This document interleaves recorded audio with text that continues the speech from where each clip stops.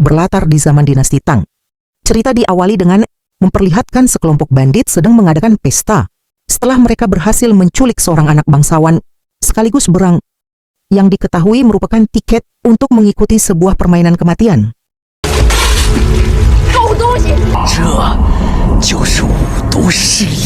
Meskipun permainan tersebut berhadiah 1000 batang emas, faktanya permainan itu memiliki resiko tinggi apabila diikuti karena dari beberapa rumor beredar, hanya pernah ada satu orang yang berhasil memenangkan permainan itu.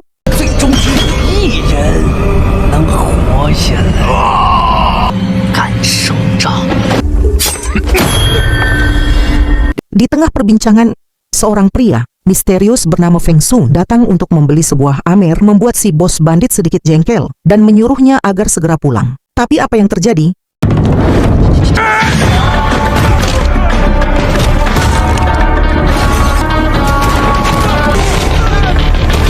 Entah siapa sosok pensiun sebenarnya. Ia bisa dengan mudah mengalahkan mereka, sekaligus mengambil tiket tersebut, membuat si pria buta yang mengenali pensiun lekas bertanya terkait para bandit yang masih diberi kesempatan hidup. Namun dengan singkat pertanyaan itu dijawab, ya, sudah berjanji jika dirinya tidak akan pernah membunuh lagi.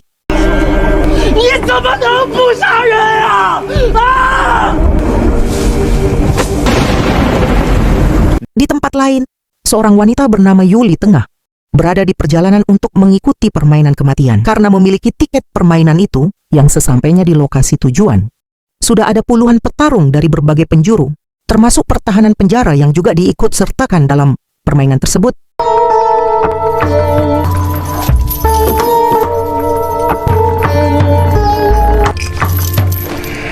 Melihat salah satu tahanan wanita akan dilecehkan, Yuli segera menghentikan orang itu. Namun fokus semua orang seketika teralihkan kepada seorang biksu yang sedang berkelahi dengan pria bernama Samsul, di mana pertarungan itu langsung dihentikan oleh seorang bangsawan bernama Ningye yang merupakan ahli pedang paling terkenal di wilayahnya.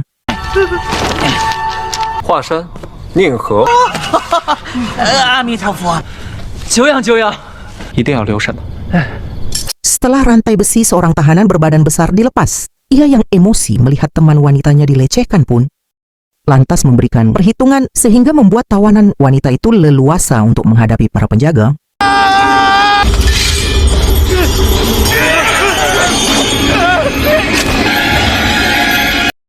Jika beduk dibunyi, pertanda permainan akan dimulai.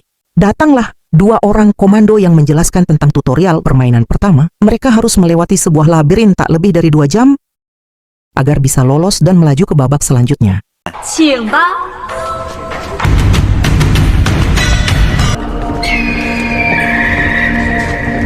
Di dalam beberapa ruangan, terdapat banyak emas, yang tentu saja menyimpan berbagai macam jebakan. Namun hal itu berhasil disadari oleh Ninghe. Begitu juga si biksu, sehingga mereka memilih untuk tidak mengambilnya.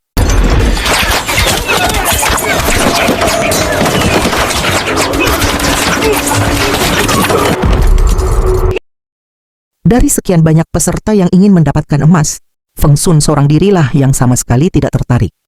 Ia menyadari lantai ruangan tersebut menyimpan jebakan, di mana Samsul dan satu orang di belakangnya malah tak sengaja menginjak bagian itu, sehingga belum tentu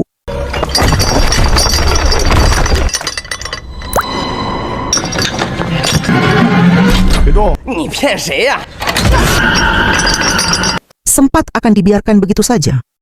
Samsul yang tidak dapat berbuat banyak lantas meminta bantuan, membuat pensiun yang merasa kasihan langsung mengambil emas milik Yuli untuk mengganjal pijakan. Samsul berharap jebakan itu berhasil diatasi orang.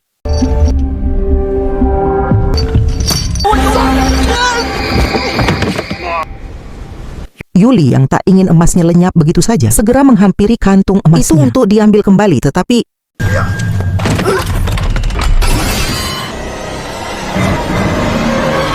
di ruangan lain, seorang jenderal bernama Li, emosi akibat permainan nampak biasa saja. Namun salah satu bangsawan bernama Master Mo menjelaskan bahwa inti dari tahapan ini melambang keserakahan, sehingga apabila seorang peserta tidak mampu mengontrol diri, maka tamatlah sudah riwayatnya.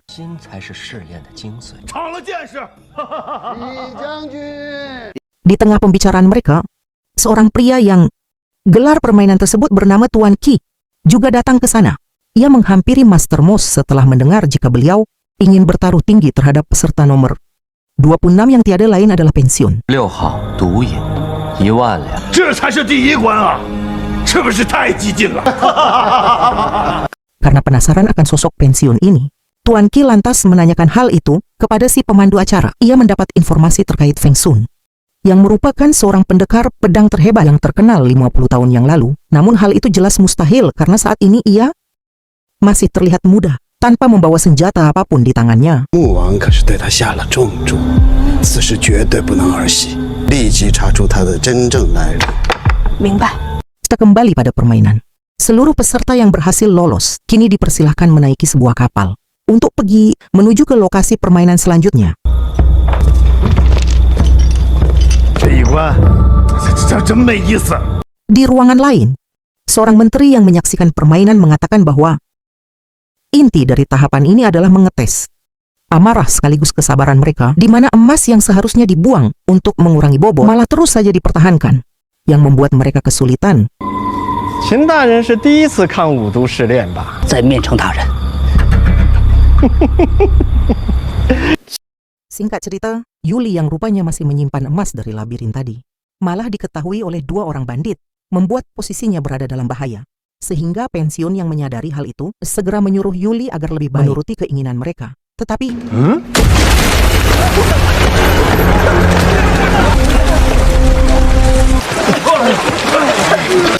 Sesampainya ke daratan, salah satu peserta yang tidak terima akibat kejadian barusan seketika protes, bahkan berencana akan meninggalkan permainan.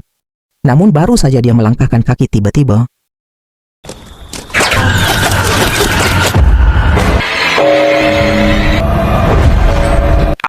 akibat kejadian itu, si pemandu kembali menjelaskan aturan penting yang tidak diperbolehkan, meninggalkan permainan sebelum permainan itu dinyatakan selesai. Karena jika mereka melanggar, maka nasib mereka akan sama seperti orang barusan.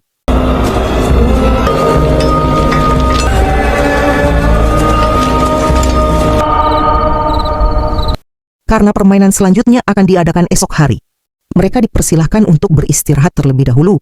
Panitia ia sudah menyiapkan beberapa obat herbal sekaligus makanan untuk dikonsumsi, yang semua itu tidaklah gratis, karena setiap barang tersebut memiliki harga yang berbeda sesuai jenisnya.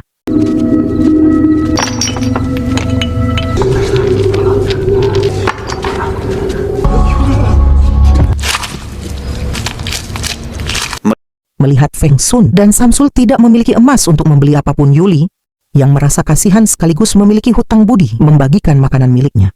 Namun Feng Sun kembali membagi 2 makanan itu untuk diberikan kepada Samsul, dan setengahnya lagi dikembalikan kepada Yuli.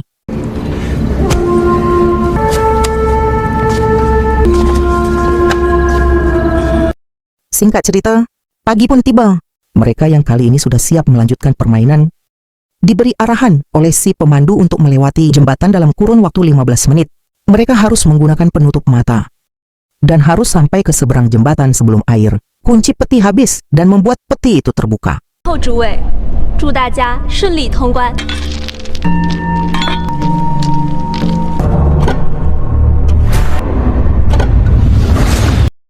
Tanpa membuang waktu, Ning He menjadi orang pertama yang berhasil lulus di babak itu ya.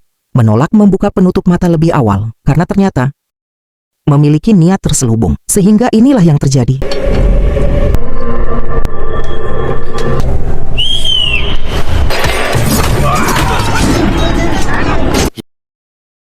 Menyadari hal itu, Feng Sun kemudian segera memakai penutup matanya.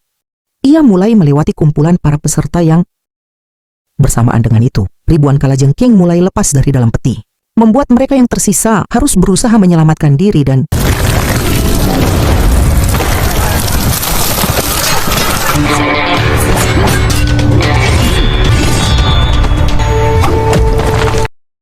malam harinya, Samsul yang mendapati luka sayatan kini dibantu Yuli yang bersedia menjahit lukanya. Samsul cerita terkait alasannya mengikuti permainan ini. Ia hanya ingin mendapatkan emas sebagai mas kawin untuk meminang wanita pujaannya. 要想娶樱花，还得拿100两黄金做聘礼。所以你要100两就够了。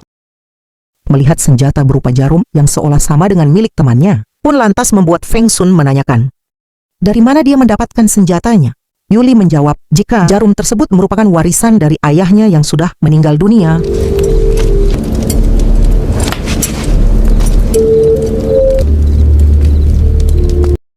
sebuah ruangan lain, si pemandu kembali mendatangi Tuan Qi untuk memberitahukan masalah terkait sosok pensiun yang sampai saat ini belum terpecahkan. Ditambah lagi, ada informasi terbaru dari para pengembara yang menyatakan jika sosok pensiun yang sebenarnya saat ini berada di tempat yang berbeda. Lantas siapakah sosok pensiun gadungan ini? 赶紧查相关的时间。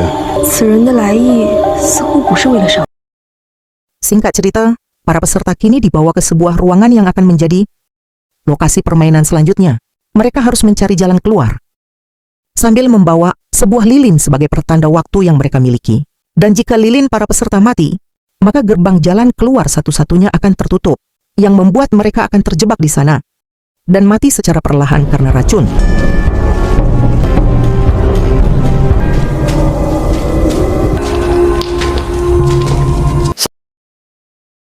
Setelah semuanya masuk, satu persatu peserta tiba-tiba mengalami halusinasi.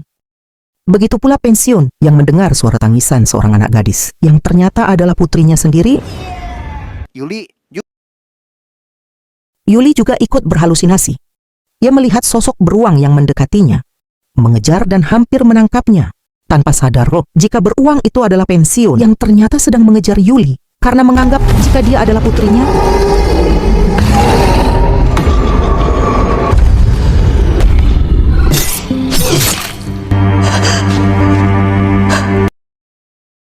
Setelah menyadari jika itu hanyalah sebuah halusinasi dari lilin, mereka berdua segera menjemput Joko yang saat ini masih terperdaya.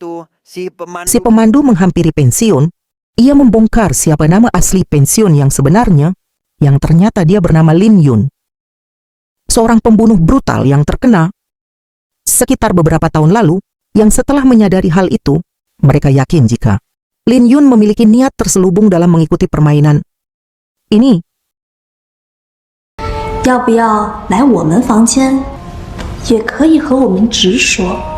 Meskipun identitasnya terbongkar, Lin Yun tidak memberikan penjelasan lebih lanjut. Ia memilih pergi membawa Samsul untuk segera diobati, di mana Yuli yang juga mengikuti Lin Yun dari belakang pun diberi peringatan oleh si pemandu agar segera menjauhinya. 奉劝你一句，多几分小心不是坏事。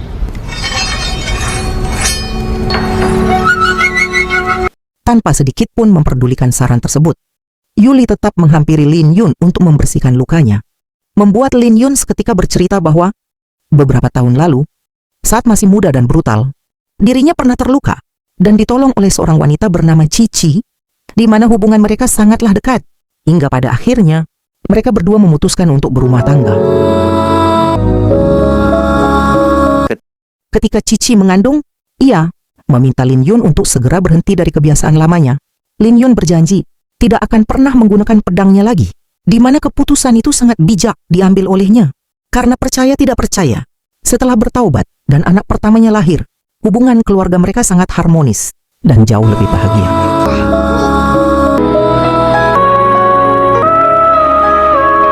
Suatu hari anak gadis mereka dieksekusi oleh seseorang yang tidak dikenal. Lin Yun yang emosi memutuskan untuk mengeksekusi orang itu. Saat itu juga, di mana sang istri yang saat itu bersedih atas kematian anaknya, malah dikecewakan oleh sang suami, yang telah melanggar janjinya untuk tidak membunuh lagi.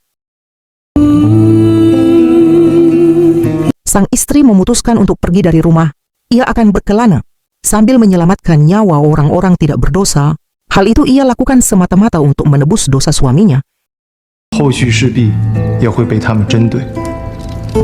Lin Yun mengaku jika dirinya sama sekali tidak menginginkan hadiah permainan ini karena kedatangannya ke sana adalah sebatas demi membalaskan kematian istrinya.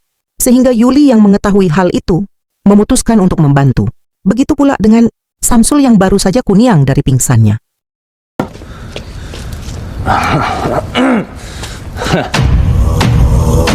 Memasuki permainan tahap keempat, mereka dibagi menjadi dua tim yang masing-masing beranggotakan 5 orang.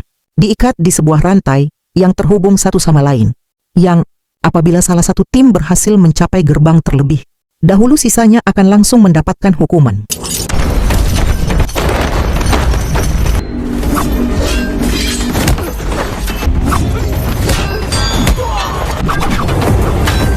Tak berhenti di situ saja, sebuah labu berisi puluhan kelabang beracun mulai dilepaskan. Para peserta akan langsung mati, meski hanya mendapat 1 gigitan saja.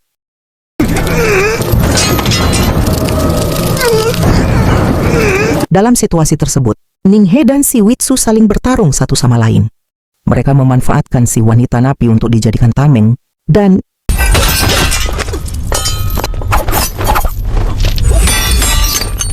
ketika hampir kalah itulah, si biksu menggunakan jurus memohon dan mengemis, langsung melancarkan serangannya kepada Lin Yun ketika dirinya sudah mendapatkan kesempatan.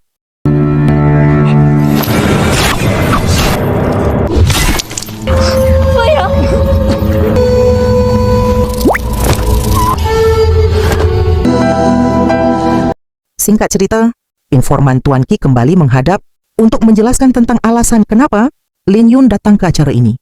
Rupanya 1 tahun yang lalu, istrinya Lin Yun bekerja sebagai tabib di tempat atasannya, Tuan Qi, di mana Tuan Qi sendiri kala itu membunuh atasannya. Tak sengaja diketahui oleh istri Lin Yun, sehingga dia juga langsung dihabisi agar tidak menyisakan saksi mata. Dan itulah kenapa alasan Lin Yun mengikuti permainan ini bukan tujuan menang, melainkan hanya untuk menuntut balas atas kematian istri tercintanya. 这只能让他死在第五。 Di ruangan lain, Yuli sangat kesal karena menganggap jika Lin Yun lah alasan atau penyebab Samsul harus meninggal. Hal ini mungkin tidak akan terjadi apabila si biksu dihabisi terlebih dahulu. Namun Lin Yun kembali menegaskan bahwa dirinya sudah berjanji tidak akan menghabisi nyawa orang lagi.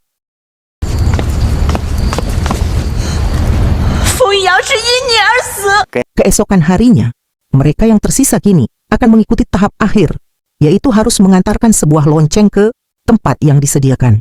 Lonceng itu seharga 300 koin emas, dan masing-masing dari mereka hanya memiliki 1 lonceng, sehingga mereka harus saling berebut agar bisa mengeliminasi saingannya.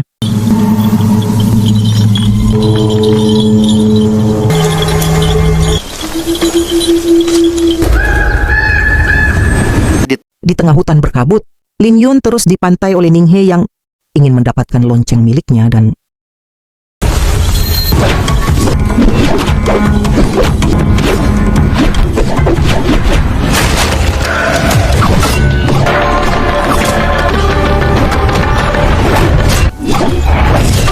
di tengah pertarungan, Ninghe berkata bahwa untuk memenangkan permainan ini akan lebih mudah apabila memperalat atau lebih tepatnya memperburuk peserta lain. Ia sudah menyiapkan rencana untuk mengalahkan Lin Un di tempat ini, tetapi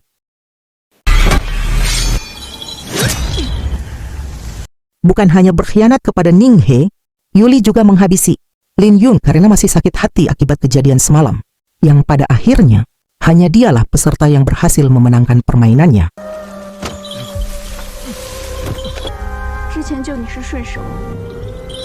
Setelah menyimpan lonceng pada tempat yang disediakan, Yuli segera menemui Tuan Qi untuk menagih hadiahnya. Tapi orang tersebut malah mencela Mengkli, sekaligus memberitahu fakta sebenarnya bahwa permainan kematian ini hanyalah sebuah bisnis belaka. 十分的感动啊！ Kesal karena sudah ditipu, Yuli berencana ingin menghabisinya. Ia dihadang oleh 2 wanita yang sebelumnya adalah pemandu, di mana mereka sebelumnya adalah pemandu. Rupanya memiliki kemampuan bela diri cukup tinggi dan dalam keadaan terdesak itulah Lin Yun yang rupanya masih hidup seketika datang menolong.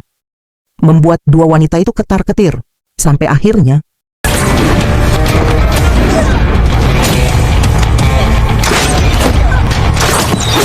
di sana Lin Yun menjelaskan jika racun yang terdapat pada jarum milik Yuli sudah sengaja diatur agar dirinya meninggal sesaat. Berbeda dengan teh yang diminum oleh Tuan Qi, yang dicampur racun dalam dosis tinggi, sehingga beliau akan mengalami kelumpuhan seumur hidupnya.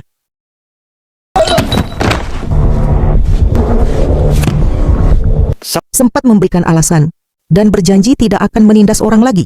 Lin Yun sama sekali tidak mempercayai hal itu. Ia meninggalkan Tuan Qi begitu saja, dalam kondisi lemah dengan api yang sebentar lagi akan melahap ruangannya.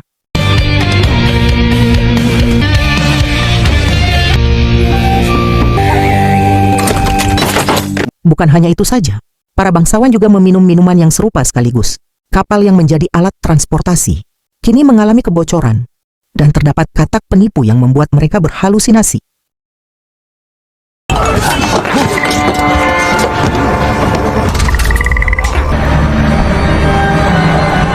Setelah semuanya berakhir, Yuli yang sebelumnya kecewa karena tidak mendapatkan apapun dari permainan, kembali dibuat tersenyum setelah mendapatkan dungan. Dari Lin Yun, mereka berencana mendatangi berbagai wilayah untuk membasmi semua hama, termasuk pemerintahan yang korup, yang membuat masyarakat kecil menderita.